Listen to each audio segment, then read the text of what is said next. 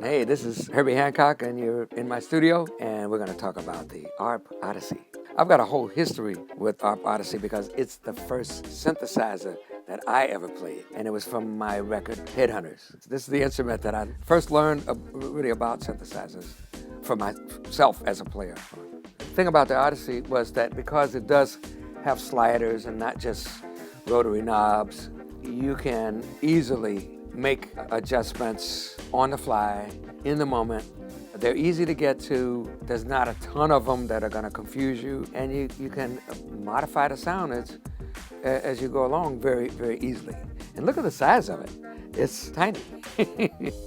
and it comes in a really cool case too. I really like the case that it comes in. They didn't have that before. Also, the pitch bend. When I first got my Odyssey, this was 1973, it had a rotary dial, D10. So you couldn't tell when you were actually on the pitch or not. There was no clear, there was a line written here, but nothing that you could with your touch. One of my solos on Headhunters, I played this phrase. I'd been messing with the pitch bend and doing things, and then I played this phrase that was supposed to be in pitch. It was a half step up. So I repeated it and turned the dial to make it flatter, a half step down. And it's on the record like that.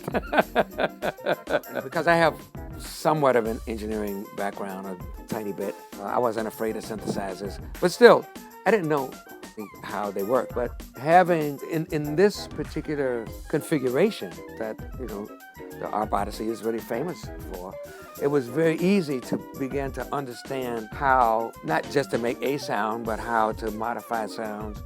The layout makes it very user-friendly for learning how synthesis works. One of the first things that I look for in the new ARP Odyssey is what's different about it, if anything, from the original. I looked at the back, and what did I see? MIDI.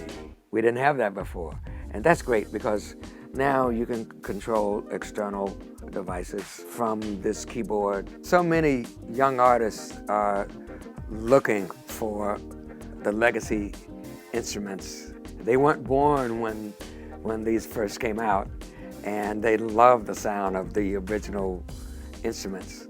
And I'm sure they'll immediately gravitate to the new ARP Odyssey.